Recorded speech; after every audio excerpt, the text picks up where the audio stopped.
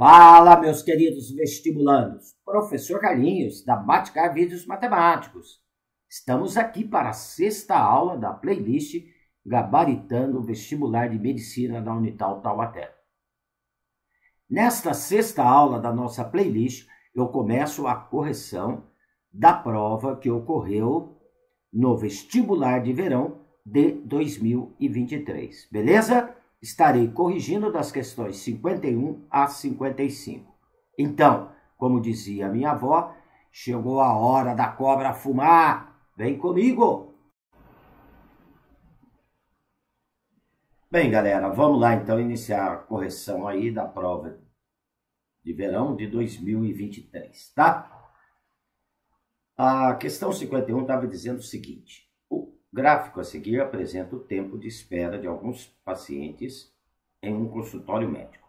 Então está aqui, tá? O nosso gráfico, tempo de espera e a quantidade de pacientes, tá? Então tempo de espera 10 minutos foram 6, 12 minutos 8, 14 minutos teve 5, 16 minutos 2, 18 minutos 7, 20 minutos 4 pacientes, 22 minutos 5, 24 minutos 3 pacientes. Pode-se afirmar corretamente que ao selecionar um paciente ao acaso, a probabilidade de ele ter esperado um tempo maior, que é a média aritmética dos tempos, é. Então estão aqui as nossas alternativas. Então, para poder calcular essa probabilidade, primeiro eu vou ter que calcular a média, tá, do tempo de espera para ver a quantidade de paciente que está acima da média, tá? Então, primeiramente, nós vamos calcular a nossa média aqui do tempo de espera. Então, pelo gráfico, observa que eu tenho 6 pacientes com tempo médio de espera de 10 minutos, mais 8 pacientes com tempo de média de 12 minutos, mais 5 pacientes com tempo médio 14 minutos, mais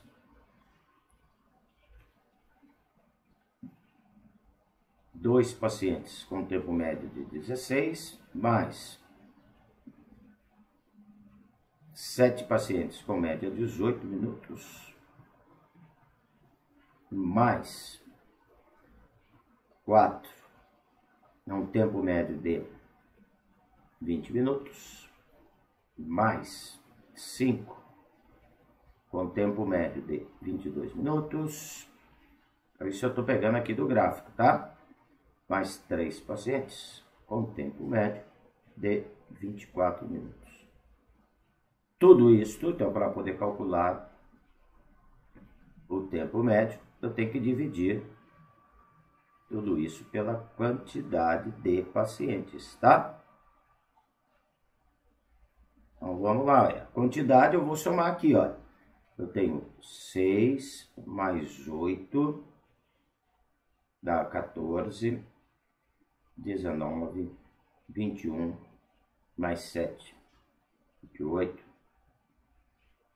32, 37, 40 pacientes, ó, tá? Então, efetuando aí as multiplicações e a soma, eu vou ter aqui 646 dividido por 40. Então, o tempo médio de espera foi de 16,15 minutos, tá? Então, deste total de 40 pacientes, quantos? Então, vamos ver agora quantos que estão acima da média, né? Acima do tempo médio, para poder calcular a probabilidade. Lá. Então, acima de 16,15 minutos, nós temos aqui 7, que é 18 minutos, mais 4, dá 11, que é 20 minutos, mais 5, 16, mais 3, 19. Então, eu tenho um total de 19 pacientes que estão acima do tempo médio. Então, a probabilidade é o número de pacientes que estão acima do tempo médio dividido pelo total de pacientes. Seria 19 sobre 40, tá? e vai efetuando essa divisão, vai dar 0,475. Aqui está em decimal, para transformar decimal em porcentagem, então multiplico o resultado por 100. Então vai dar 47,5% a probabilidade de escolher um paciente, tá? Cujo tempo médio de espera é maior que a média dos tempos de espera. Tudo bem? Então, uma questão bem tranquilinha aí, análise de um gráfico estatístico, né? E o cálculo de uma probabilidade, mas nada, né, de difícil aí nessa questão. Então, uma questão bem simples, resposta alternativa A. Então, observar que sempre aparece aí nas provas da Unital questão de probabilidade, envolvendo aí com análise de gráfico ou com a teoria dos conjuntos. Tudo bem, galera? Vamos lá, então, para a questão 52. Questão 52. Um determinado médico executa no Sistema Único de Saúde, o SUS, né, rigorosamente 3 tipos de atividade. Uma cirurgia a cada 2 dias. Um atendimento a cada 4 dias. E uma orientação a cada 5 dias. Considerando que hoje ele executará os 3 tipos de atividades. Então, ele começa a partir de hoje. Tá? Os 3 tipos de atividade, pode-se afirmar corretamente que de hoje, inclusive, isso daqui é importante, porque vai contar o dia de hoje, tá? Inclusive, até o próximo dia em que esse médico executará novamente os 3 tipos de atividades em um mesmo dia, a soma do número total de vezes que ele terá executado uma cirurgia com o número total de vezes que ele terá executado uma orientação será igual, tá?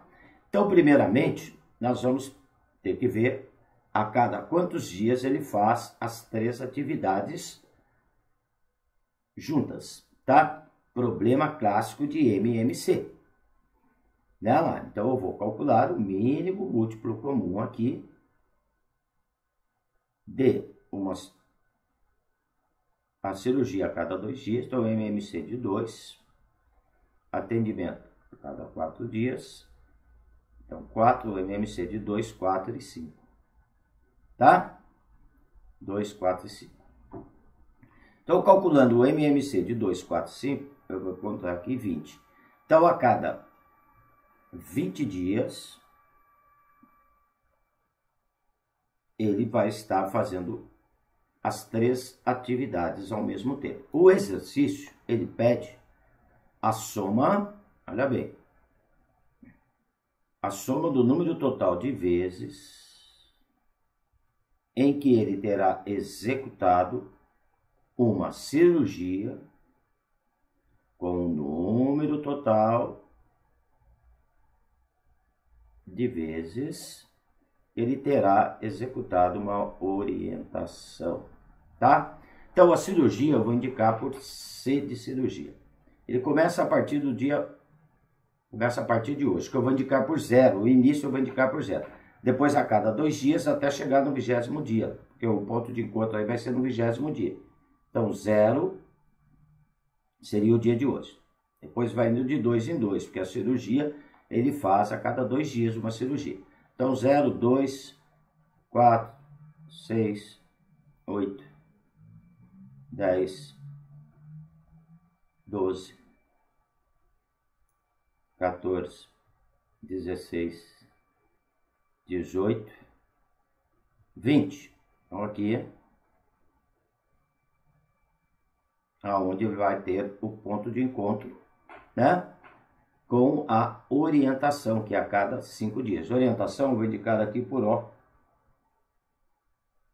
Então, começa a partir de hoje, que eu vou indicar por 0, e a cada 5 dias, até chegar lá no 20º. 0, mais 5, mais 5, 10, mais 5, 15, mais 5, 20. Então, aí, chegamos no 20º dia, onde ele vai estar fazendo os 3 procedimentos ao mesmo tempo. Mas aqui só pediu a soma da quantidade de cirurgia com quantidade de orientações. Agora é só contar, galera. Hora de cirurgia, 1, 2, 3, 4, 5, 6, 7, 8, 9, 10, 11. Orientação.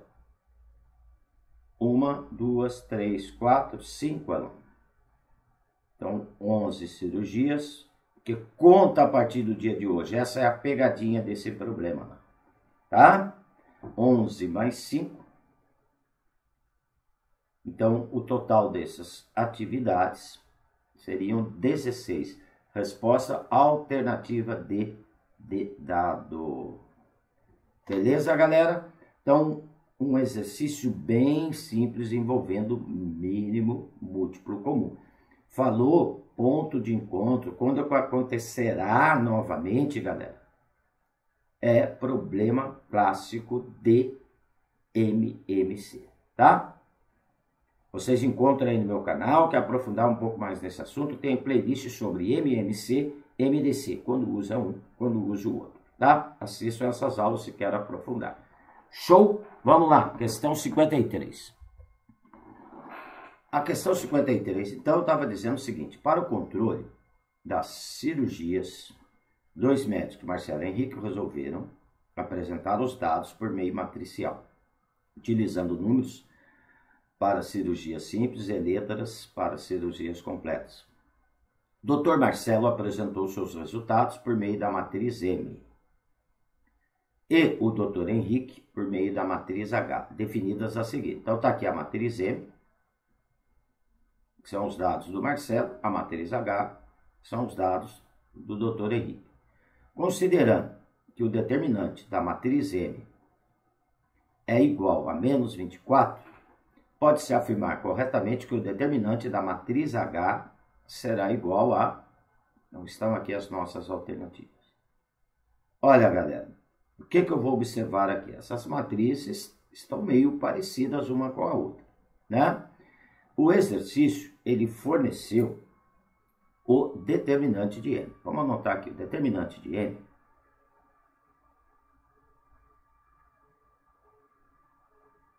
é igual a menos 24.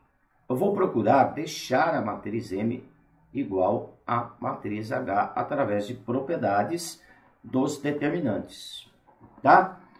Então, aqui na matriz M, primeira coisa, para deixar ela igual à matriz H, a primeira coisa eu vou fazer uma inversão, trocar linha por coluna, que seria a transposta de M. Então, M elevado a T é matriz transposta. Quando eu troco linhas por colunas, o resultado do determinante não altera. Então, a primeira linha vai passar a ser a primeira coluna, então AB3. A segunda linha vai passar a ser a segunda coluna, então CD6.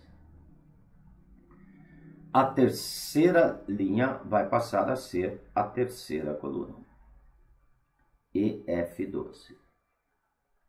Bem, por enquanto, eu estou com a matriz transposta. O determinante de uma matriz e da transposta continua com o mesmo valor. Então, o determinante aqui da transposta, que nós indicamos por E elevado a T, continua sendo o quê? Menos 24. Não alterou nada ainda. Olha bem que na matriz H aparecem os números 1, 2 e 4. Na matriz M, eu tenho aqui os números 3, 6 e 12 na terceira linha. Nós temos uma propriedade do determinante que, ao dividir uma linha ou coluna de uma matriz por um determinado número, o determinante desta matriz será o anterior dividido por esse número. ou se eu multiplicar uma linha ou uma coluna de uma matriz por um determinado número, o novo determinante será o anterior multiplicado ou dividido por esse número. Tudo bem? Então, olha, ao dividir aqui a terceira linha por 3, eu vou ter a seguinte matriz. Tá começando a ficar parecida com a matriz H. ACE, BDF. Então, dividir aqui a terceira linha por 3. Então, vai dar 1, 2 e 4. O que acontece com o determinante dessa matriz? Como eu dividi a terceira linha por 3, será o determinante anterior, que é o menos 24 dividido por 3. Então, menos 24 dividido por 3 dá menos 8. Então, essa matriz, o determinante agora está tendo o seguinte resultado, menos 8. Mas ela ainda não está igual, observa que ela ainda não é igual à matriz H. Eu precisaria trocar, para ficar igual à matriz H, pegar a terceira linha, trocar com a segunda linha. Quando eu faço a troca de duas linhas ou de duas colunas numa matriz, troca-se o sinal do determinante. Tá? Então, para deixar igual à matriz H, eu precisaria trocar a segunda linha com a terceira linha. Então, vai ficar ACE 1, 2, 4 e BDF. Então, quando eu troco duas linhas ou duas colunas, troca-se o sinal do determinante. Essa é a outra propriedade. Então, era menos 8, o novo determinante passa a ser 8. Observa que agora essa matriz é igual à matriz H. Se o determinante dela é 8, da matriz H é 8. Resposta, então, aqui, alternativa C de Carlinhos. Está aí a resposta, tá? Então, era um exercício que estava envolvendo aí propriedades dos determinantes. Não muito recorrente em provas da Unital, esse tipo de assunto, tá? Não é um assunto muito recorrente. Bem, vamos lá para a próxima questão. A questão 54, gente, eu não vou perder nem tempo de estar fazendo ela, pelo seguinte, ela foi anulada, tá? Então, nós vamos lá para a questão 55, tudo bem? Bem, a questão 55. Dr. Leandro Gomes, cirurgião plástico, deseja investir R$15.000 para no futuro equipar seu consultório. Para isso, pesquisa dois tipos de investimentos de juros compostos. Olha, juros compostos, bem como o imposto a ser pago por eles, conforme apresenta a tabela. Então, se ele fizer o Tesouro Selic, o rendimento mensal é de 1,1% ao mês, só que ele tem um imposto de 15% sobre o ganho, tá? Não é sobre o montante, é sobre o que ele vai ganhar aí. A poupança, um rendimento de 0,5% e é isento de imposto a pagar. Como ele tem dúvidas, resolveu fazer as contas considerando o mês. Dessa forma, pode-se afirmar corretamente que a aplicação mais vantajosa para este mês é o Tesouro Selic, pois totalizaria um montante de R$ 15.260,80. O Tesouro Selic, pois totalizaria ganho de R$ 65,25 quando comparado à poupança. A poupança, pois totalizaria um montante de R$ 15.181. A poupança, pois totalizaria um ganho de R$ 65,25 quando comparado ao Tesouro Selic. Item E, o Tesouro Selic, pois totalizaria um ganho de 0,15% quando comparado à poupança. Gente, eu vou ter que ver quanto que ele ganhou, né? Quanto que ele iria ganhar em cada uma dessas aplicações. Então, como é regime de juros compostos, então vamos lembrar aqui, ó, o capital é o mesmo, tanto para a poupança, tá? Seria o capital de R$15.000. Para calcular o montante em juros compostos, tá? É capital que multiplica 1 mais I, que é a taxa, elevado a T, que é o período. Então, vamos primeiramente calcular aqui para Selic, Tesouro Selic, TS, tá? Lembrando que a taxa é 1,1% ao mês. Isto eu tenho que transformar em decimal. 1,1% eu vou dividir por 100, tá? Porque para poder estar trabalhando com essa fórmula aí, eu tenho que transformar isso em decimal. Então, ao dividir por 100, vai dar 0,011. Então, vamos substituir os valores para ver quanto que ele ganharia aqui no montante. Então, o montante, capital de 15 mil, que multiplica 1 mais I, 0,011, elevado a T, é num período de um mês só. Tá? Então, vai me dar aqui montante igual a 15 mil, 1 mais 0,011 elevado à primeira potência, vai dar 1,011. Tá? Ao efetuar essa multiplicação, é um montante de 15.165 reais. Isso no Tesouro Selic. O montante seria de 15.165 reais. Só que ele paga 15% sobre o ganho. Olha, ele aplicou... Quanto que ele aplicou? 15 mil. Quanto que foi o ganho dele? O ganho dele foi um ganho de 165 reais. Correto?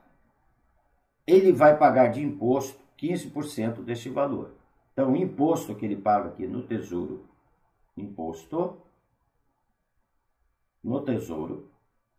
seria 15% de 165 reais.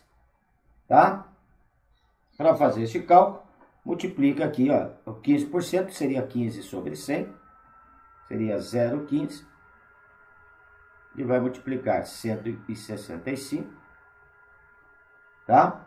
Então, vai me dar R$24,75. Então, olha, se ele tivesse aplicado no Tesouro Selic, ele estaria aqui, ó, resgatando ao final do mês, então teria que subtrair ali, ó.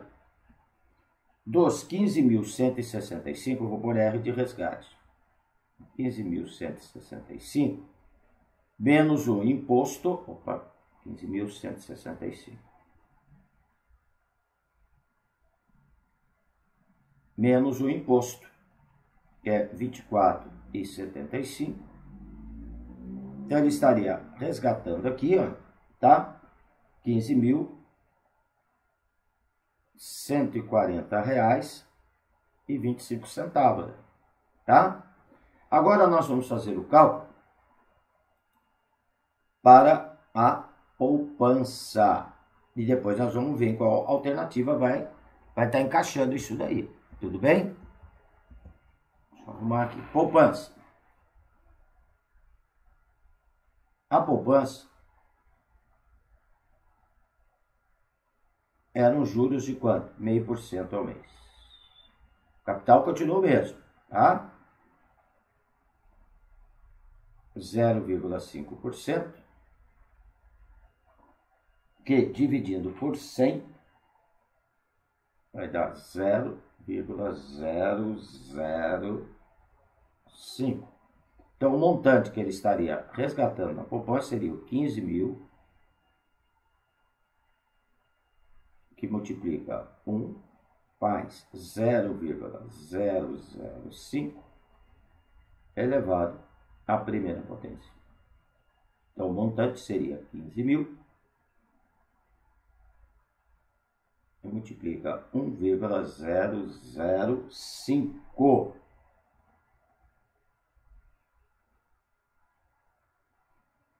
Ao efetuar essa multiplicação, vai me dar 15.000 R$1.275. Esse era o montante que ele vai resgatar na poupança. Agora nós vamos analisar, tá? As alternativas. Aqui está dizendo A, o Tesouro Selic, pois totalizaria um montante de 15.260. Não. Ela, o montante foi de 15.165, tirando o imposto, 15.140,25 reais. Então a A não é. A letra B, o Tesouro Selic, pois totalizaria um ganho de R$ 65,25 reais quando comparado à poupança. Então vamos ver, olha, no Tesouro Selic, ele ganhou R$ 140 reais e 25 centavos. Ele aplicou 15 mil. Na poupança, ele ganhou 75. Então vamos subtrair, tá? 140,25 menos 75 vai dar R$ 65,25. Não, no Tesouro Selic o ganho foi maior em relação à poupança, num valor de R$ 65,25 reais. Está aqui a resposta. Alternativa B de bom, B de bola. Beleza?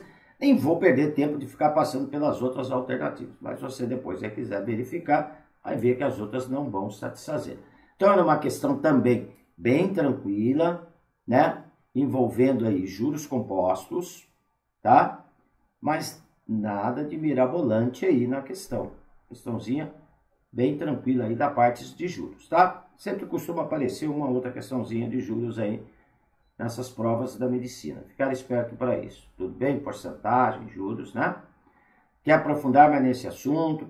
Tem playlists aí no meu canal de dicas de matemática financeira, dicas de porcentagem, dicas sobre juros.